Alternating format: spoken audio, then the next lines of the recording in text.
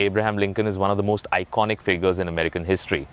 Most people know him as the 16th President of the United States, the man who preserved the Union during the Civil War and who issued the Emancipation Proclamation that led to the end of slavery. But beyond the marble statues and solemn portraits lies a man full of fascinating, little-known secrets. Let's begin this journey into the lesser-known life of America's tallest and most mysterious president. The first bearded U.S. president. Before Abraham Lincoln, no American president had ever sported a beard while in office. All former presidents had clean-shaven faces reflecting the grooming standards of their era. That all changed during Lincoln's 1860 campaign.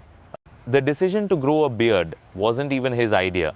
In October 1860, an 11-year-old girl named Grace Bedell from Westfield, New York, wrote Lincoln a letter suggesting he grow facial hair to improve his appearance.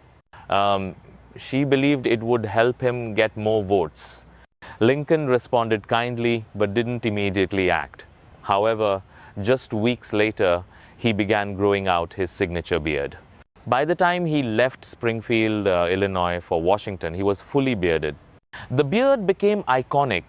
It gave Lincoln a more mature and serious look during the tumultuous years of the Civil War.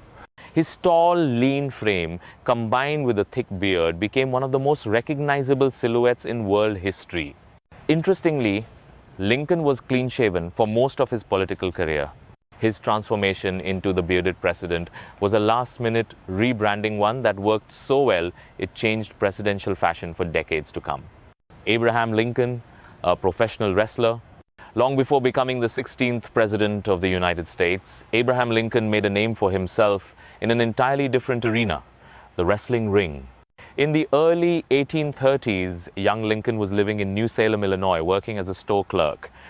At the time, physical strength and toughness were admired traits in frontier America, and wrestling was a common way for men to prove themselves. Lincoln stood 6 feet 4 inches, 1.93 meters, tall, towering over most of his peers. His wiry build and long limbs gave him a natural advantage. And he was, not just strong, he was clever in the ring, known for using his height and leverage to pin opponents with ease. According to local legend, Lincoln once faced off against a notorious local wrestler named Jack Armstrong, the leader of a rough gang called the Clary's Grove Boys. The match drew a large crowd and was filled with tension. Lincoln won not just with strength but with character, earning the respect of the gang. Lincoln's wrestling record is legendary. Out of approximately 300 matches, he reportedly only lost once. His skill earned him a place in the National Wrestling Hall of Fame, where he is honored as an outstanding American. This aspect of Lincoln's life is rarely discussed in textbooks, but it reveals his physical prowess and fierce competitive spirit qualities that would later define his leadership during the darkest days of the Civil War. Lincoln's top hat, more than a fashion statement. When people think of Abraham Lincoln, one image often comes to mind: a tall, solemn man wearing a stovepipe top hat. But few know that his iconic hat was more than just a fashion accessory. It was also a container of secrets and tools. Lincoln began wearing a tall stovepipe hat early in his political career. The height of the hat accentuated his already imposing figure, helping him stand out in a crowd and command attention. But he also used it for practical reasons. The hat served as a mobile filing cabinet. Lincoln often stuffed important letters, notes, and even legal documents inside the lining of his hat. For a man constantly on the move, this was both convenient and secure. In fact, Lincoln was once seen pulling a full speech draft from his hat while on the campaign trail. It became so common that people joked he had an entire office hidden under his hat. The hat also became a target. On at least one occasion, a bullet passed cleanly through Lincoln's hat while he was wearing it. It's believed this may have been an assassination attempt that failed. The bullet hole served as a chilling reminder of the threats he faced. Today, Lincoln's top hat is preserved in the Smithsonian Institution in Washington, D.C. It remains one of the most recognizable symbols of American history, a mix of fashion, function, and quiet resistance. Lincoln, the tallest president in U.S. history, at 6 feet 4 inches, 1.93 meters tall, Abraham Lincoln holds the record as the tallest president in American history, a fact that greatly influenced how people perceived him. In a time when the average American male was around 5 feet 7 inches, 1.70 meters, Lincoln towered over everyone. His height made him physically imposing, but also lent him an air of dignity and authority, which helped in political debates and public appearances. His tall, thin frame, long arms, and unusually large hands became the stuff of legend. Artists often exaggerated these features in political cartoons, sometimes portraying him as a giant looming over the nation. Interestingly, Lincoln was known to stoop when entering rooms or shaking hands as though embarrassed by his own stature.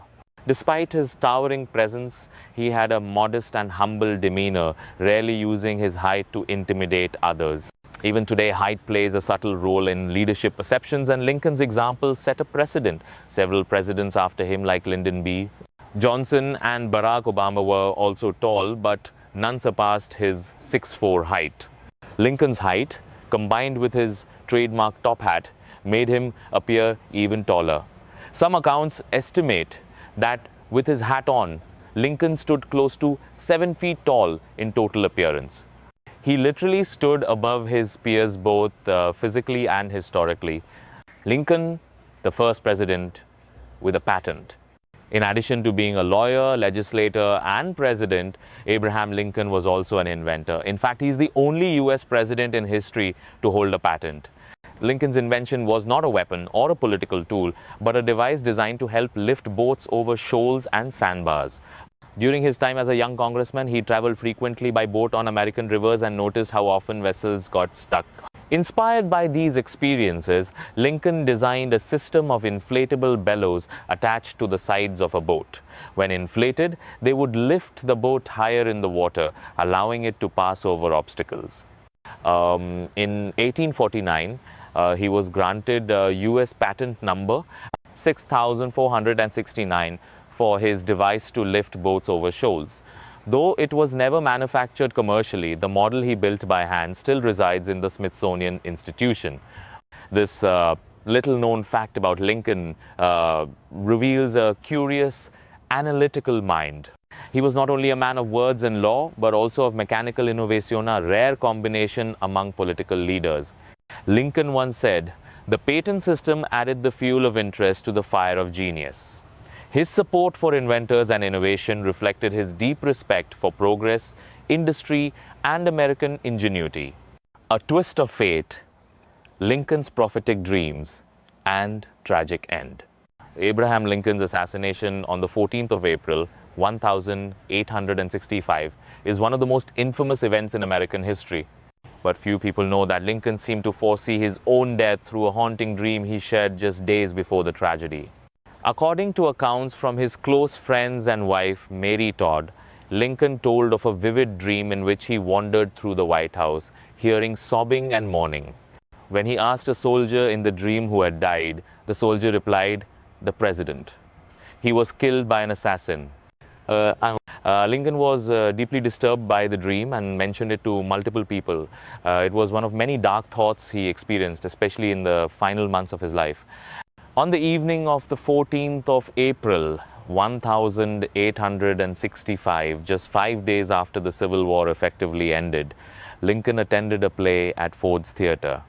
It was supposed to be a night of celebration. Instead, it became the night of national mourning. John Wilkes Booth, a famous actor and Confederate sympathizer, entered Lincoln's box and shot him in the back of the head at point-blank range. Lincoln died the next morning, becoming the first U.S. president to be assassinated. The eerie dream, the timing after the war, and the symbolic location of the assassination have led many to believe that Lincoln's death was more than just a political act. It was a twist of fate that carried eerie, prophetic weight. His body was returned to Springfield, Illinois, where he was buried. But the spiritual weight of his death, foreseen, tragic, and transformative, continues to echo in American consciousness to this day. A fan of his own assassin, Lincoln and John Wilkes Booth. In a chilling twist of irony, Abraham Lincoln admired the acting talent of the very man who would end his life, John Wilkes Booth. Booth was one of the most famous stage actors in America in the mid-19th century. He came from a renowned theatrical family, and his performances were celebrated across the country. Lincoln, a lifelong lover of theatre and Shakespeare, had reportedly seen Booth perform on multiple occasions. He praised Booth's charisma and dramatic delivery, particularly in Shakespearean roles.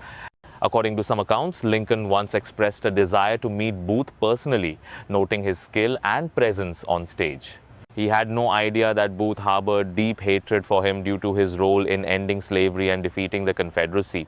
Booth saw Lincoln as a tyrant and believed that assassinating him would make him a hero to the South. That twisted belief led him to Ford's Theatre on the 14th of April 1865, ironically, the very setting where he had once earned applause, now transformed into the stage for murder. The idea that Lincoln may have genuinely admired Booth's acting adds a disturbing layer of emotional complexity to the assassination. It paints a picture not just of betrayal, but of a deadly intersection between admiration and hate. That night at Ford's Theatre, Lincoln watched a play called Our American Cousin, unaware that behind the curtain lurked not only a killer, but someone whose name he may have once spoken with admiration. No living heirs, Lincoln's lost bloodline. Despite being one of the most famous and revered presidents in American history, Abraham Lincoln has no direct living descendants today. His family line ended just a few generations after him, a quiet and tragic conclusion to his bloodline. Lincoln and his wife, Mary Todd Lincoln, had 4 sons: Robert, Edward, William, Willie, and Thomas. Dad. Sadly, only Robert lived to adulthood. The other 3 died at young ages from illnesses that were common in the 19th century. Robert Todd Lincoln had 3 children, but only one, Jessie, had children of her own. Jessie's 2 children, however, never married or had children. The last known direct descendant of Abraham Lincoln, Robert Todd Lincoln Beckwith, died in 1985 without any heirs. It's a strange fact. The man who held the nation together during its greatest division has no biological legacy alive today. His genes, once carried with the weight of national pride, have vanished into history. Historians often reflect on the loneliness that shadowed Lincoln's personal life. He suffered many losses, including his children, and his bloodline ending may be seen as a symbolic closure to a deeply tragic life. Today, while there are no Lincolns by blood, his legacy lives on through history books, monuments, and the ideals he fought to uphold. The Cursed Life of Robert Todd Lincoln, a witness to tragedy. Robert Todd Lincoln, 1843 1926. Robert Todd Lincoln, the only surviving son of Abraham Lincoln, led a life surrounded by power, politics, and an uncanny string of presidential assassinations. While Robert never became president himself, he was closely tied to 3 of the most infamous assassinations in American history, those of Presidents Abraham Lincoln, James A. Garfield, and William McKinley. Robert Todd Lincoln, the only surviving son of Abraham Lincoln, led a life surrounded by power, politics, and an uncanny string of presidential assassinations. While Robert never became president himself, he was closely tied to 3 of the most infamous assassinations in American history, those of Presidents Abraham Lincoln, James A. Garfield, and William McKinley. He was not present at Ford's Theatre when his father was assassinated in 1865, but he rushed to his bedside and was with Abraham Lincoln when he passed away the next morning. 16 years later, in 1881, Robert, then serving as Secretary of War under President Garfield, was at the Baltimore and Potomac Railroad station when Garfield was shot by Charles Guiteau. He arrived at the scene just moments after the president was wounded. Then, in 1901, Robert attended the Pan American Exposition in Buffalo, New York, where President William McKinley was assassinated. Once again, he was nearby when tragedy struck. The pattern was so disturbing that Robert began refusing invitations to presidential events, reportedly saying, "There is a certain fatality about presidential functions when I am present." But the strange coincidences in Robert's life didn't stop there. Years earlier, while standing at a train platform in Jersey City, Robert slipped and nearly fell onto the tracks as a train approached. A man standing nearby grabbed him by the collar and pulled him to safety. That man was Edwin Boothone, of the most famous actors of his time, and more shockingly, the older brother of John Wilkes Booth, the man who assassinated Abraham Lincoln. Robert recognized his rescuer and later confirmed the story. Edwin Booth, who had been devastated by his brother's crime, reportedly found great comfort in knowing that he had saved Lincoln's son. These intertwining threads of fatality, assassination, salvation, and legacy made Robert Todd Lincoln's life one of the most mysterious and symbolically charged in American political history. Despite his many accomplishments, Robert is most famously remembered for being present or nearby during 3 presidential assassinations: his father's, Garfield's, and McKinley's. These uncanny coincidences deeply haunted him. Robert married Mary Eunice Harlan and had 3 children, but none of his descendants bore the Lincoln name beyond the 3rd generation. The last confirmed direct descendant, Robert Todd Lincoln Beckwith, died childless in 1985. Edward Baker Lincoln, 18 Sorong Karvisix, 18 Sorong Kamsik. Edward, affectionately called Eddie, was Lincoln's 2nd son. He was named after Edward Dickinson Baker, a close friend of Abraham Lincoln, who later died in the Civil War. Eddie was known as a bright and sweet child, but he fell gravely ill in early 1850. The official cause of death was tuberculosis, then called consumption, though some modern historians suspect medullary thyroid cancer. He died just a few days before his 4th birthday. The loss devastated both Abraham and Mary Todd Lincoln. Mary reportedly never fully recovered from Eddie's death. A touching poem titled Little Eddie was published anonymously in a local newspaper shortly after his death. It was likely written by either Abraham or Mary.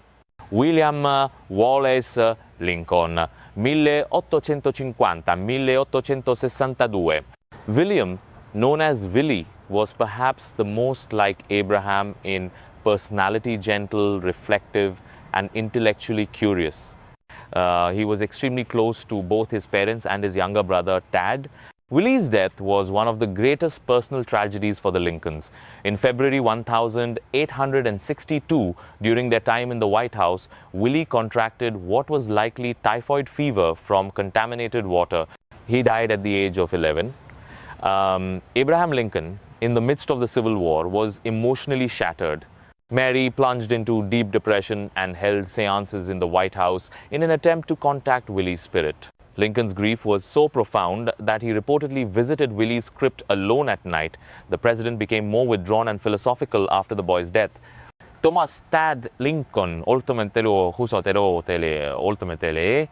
the youngest of the Lincoln sons, Thomas was affectionately called Tad, short for tadpole, a nickname given by Abraham due to his small size and energy as a baby.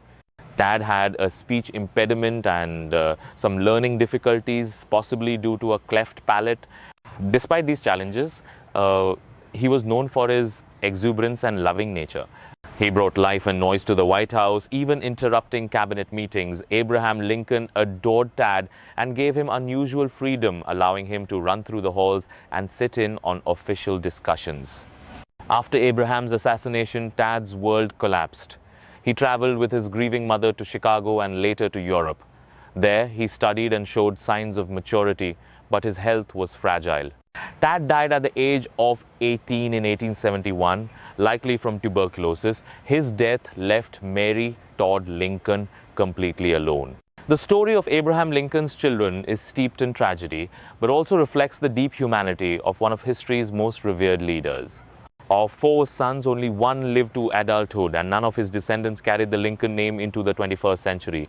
Their short lives shaped Lincoln's presidency and legacy, deeply affecting both his policies and his personal soul.